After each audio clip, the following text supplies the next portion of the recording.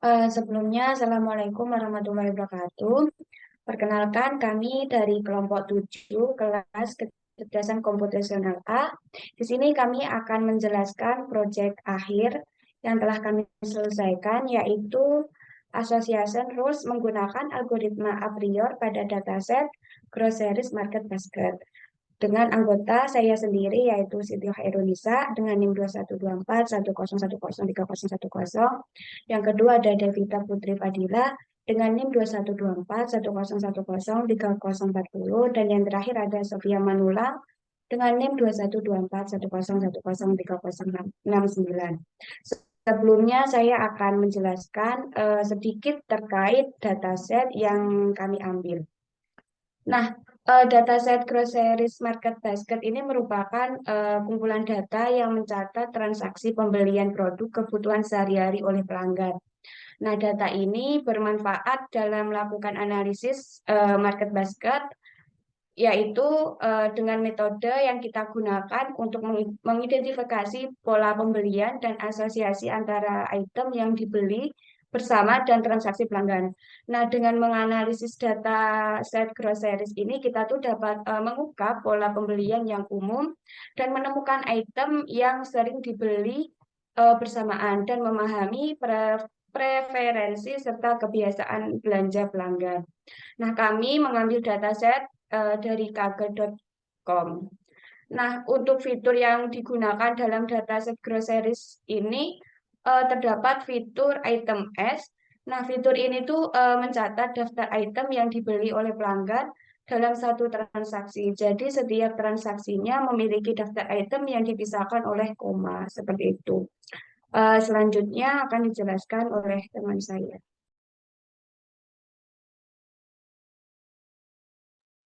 Baik, di sini saya akan menjelaskan slide selanjutnya.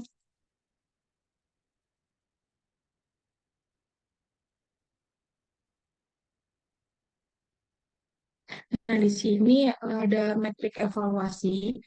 Nah, yang pertama yaitu support. Secara matematis, support dari sebuah aturan asosiasi A, B dihitung sebagai proporsi jumlah transaksi yang mengandung A dan B terhadap total jumlah transaksi dataset. Lalu yang kedua, confidence. Nah, confidence ini eh, dihitung sebagai proporsi jumlah transaksi yang mengandung A dan B terhadap jumlah transaksi yang hanya mengandung A. Lalu yang ketiga, Liv. Liv ini adalah ukuran statistik yang menggambarkan seberapa banyak aturan asosiasi A sampai B atau memberikan peningkatan dalam kemunculan B dibandingkan dengan kemunculan B secara acak. Yang ketiga, conviction.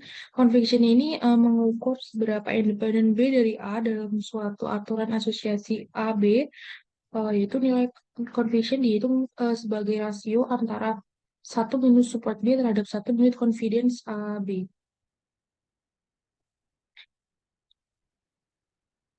Di sini ada metrik evaluasi yang support, yaitu support A sama dengan jumlah transaksi mengandung A dibagi total transaksi.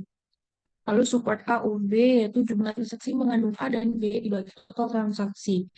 Dan yang kedua confidence. Nah, confidence ini A B dibagi frekuensi. Lalu yang lift AB ini sama dengan confidence AB dibagi support B. Lalu conviction adalah rumus-rumus ini adalah sebagai conviction sama dengan satu min support Y atau satu min confidence XY. Lalu ada algoritma a priori. Nah, algoritma a priori ini adalah algoritma yang digunakan dalam analisis asosiasi data mining untuk menemukan keterkaitan antara item dataset. Algoritma ini juga mengidentifikasi item set yang paling umum terjadi dalam dataset dan kemudian menggunakan item set tersebut untuk menghasilkan aturan asosiasi.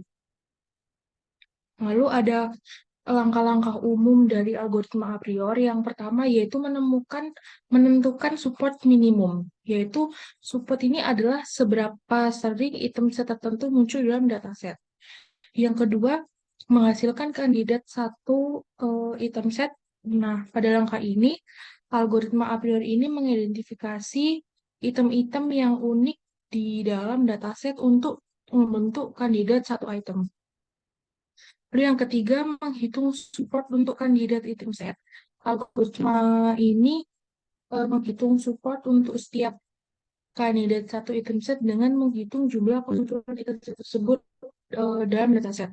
Yang keempat, menghasilkan kandidat item set berikutnya, yaitu langkah ini melibatkan pembentukan kandidat item set dengan ukuran lebih besar dari satu.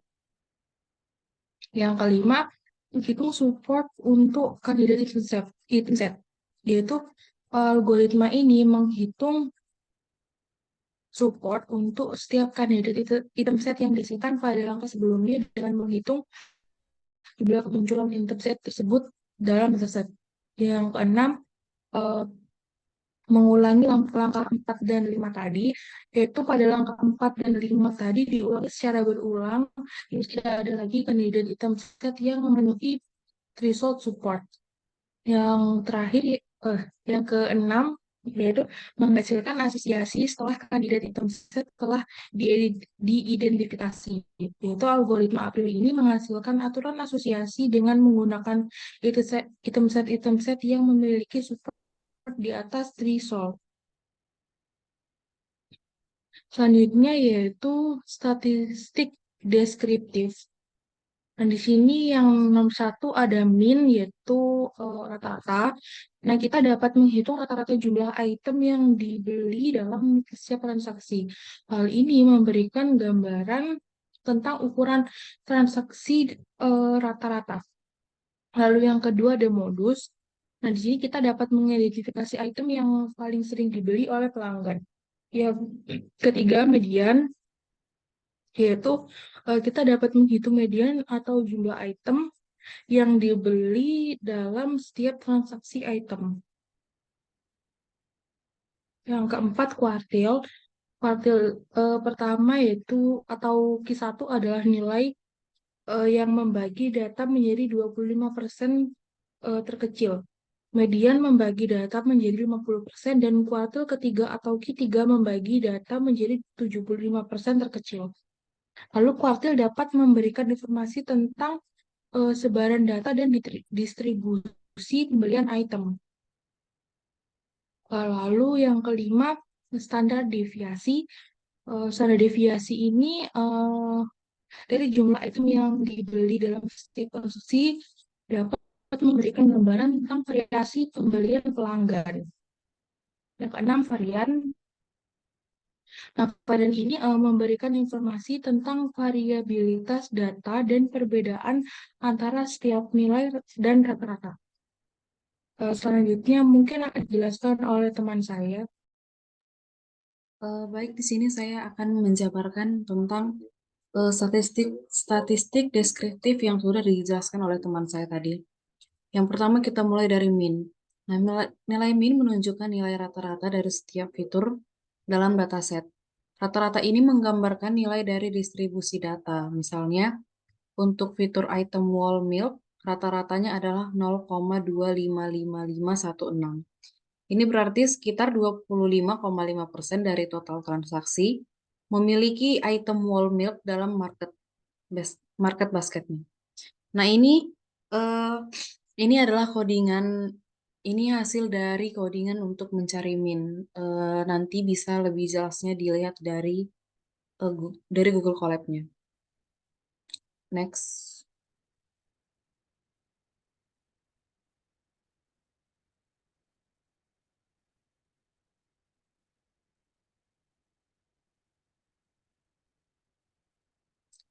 Oke, selanjutnya ini ada modus. Modus ini menunjukkan nilai yang paling sering muncul dalam setiap fitur. Modus ini digunakan untuk mengidentifikasi item yang paling umum dibeli oleh pelanggan. Misalnya modus untuk fitur item white bread adalah 0, yang berarti item ini jarang dibeli oleh pelanggan. Seperti itu. Di sini bisa terlihat kalau dia nilainya 0. Lanjut. Selanjutnya ini ada median, yang dimana adalah nilai tengah dalam setiap fitur saat data diurutkan. Jadi median ini memberikan gambaran tentang nilai tengah dalam distribusi pembelian item. Misalnya untuk item yogurt, mediannya adalah 0, yang berarti sebagian besar transaksi tidak membeli item tersebut. Seperti itu. Lanjut. Lalu ini ada kuartil, yang dimana kuartil ini adalah nilai-nilai yang membagi data menjadi 4 bagian. Kuartil ini digunakan untuk mengukur sebaran data. Misalnya, kuartil pertama itu fitur item wine adalah 0, yang berarti 25% transaksi tidak membeli item wine. Seperti itu. Di sini bisa dilihat, bisa dibagi menjadi 4. Seperti itu. 4 bagian.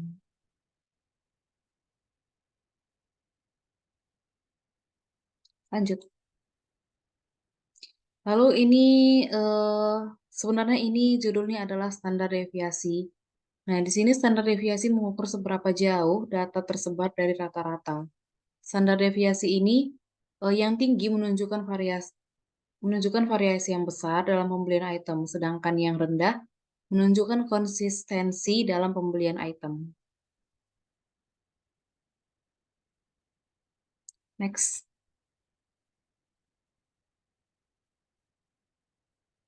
Baik, di sini adalah kesimpulan sebelum kita run codingan di Google Colab-nya, ini adalah kesimpulan yang sudah kami simpulkan.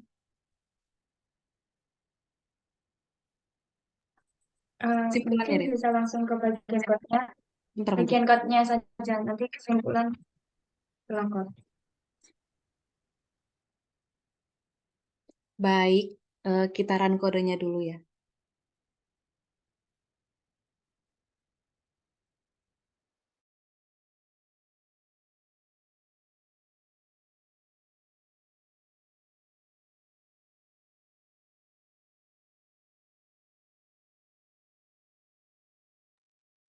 Ini untuk Google Colab-nya sudah masuk ya.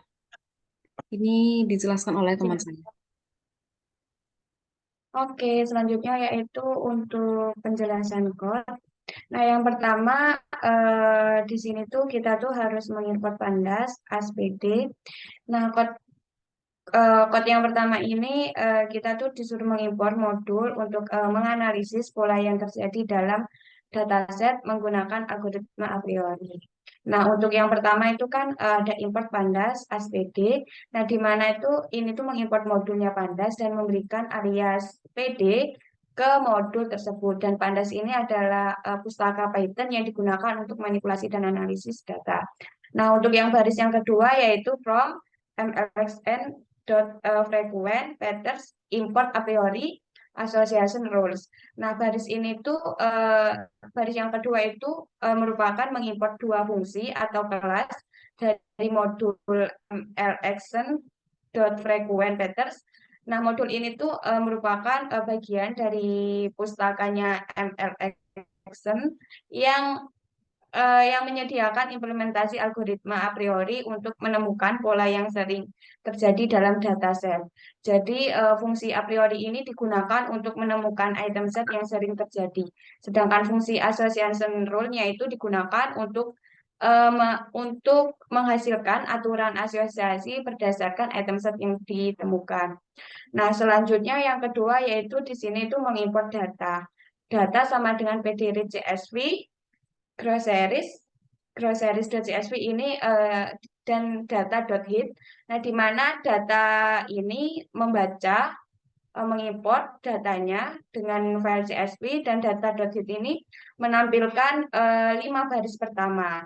Untuk datanya seperti ini, data yang sebelum diolah atau di preprocessing, di sini terdapat item S, item 1 sampai dengan item 32. Next, untuk selanjutnya yaitu ada ukuran data, yaitu data.set. Nah, data.set ini digunakan untuk mendapatkan ukuran dari data frame data, yaitu yang jumlah baris dan kolom dalam dataset. Jadi di sini terdapat 9.835 baris dan terdapat 33 kolom. Selanjutnya ke bagian hot encoding.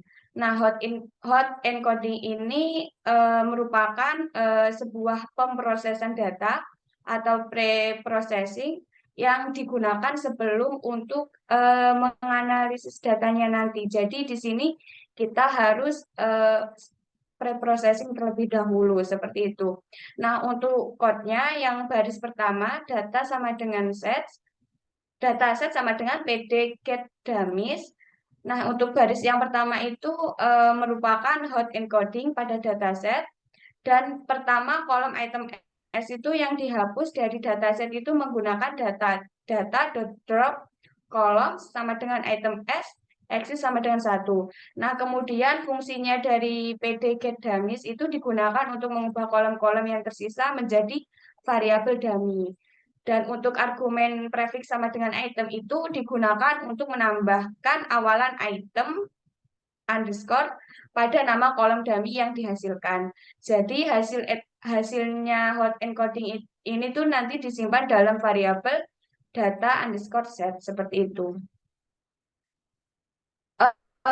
Selanjutnya untuk dataset sama dengan dataset.group level 0 axis 1 sum.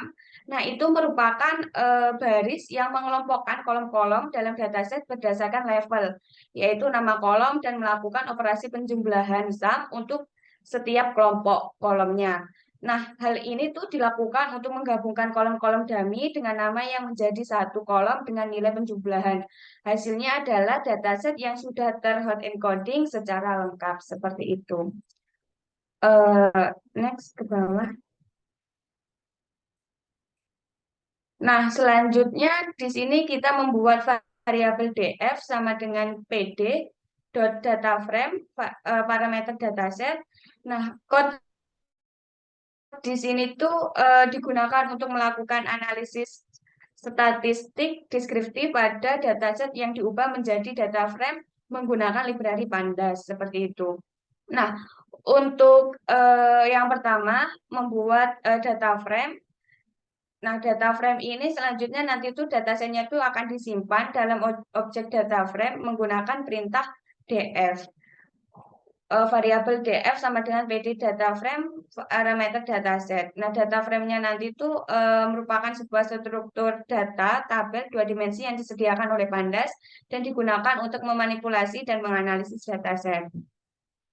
Nah, selanjutnya untuk bagian statis deskriptif, ini tuh merupakan perhitungan statis deskriptif pada data frame yang telah dibuat.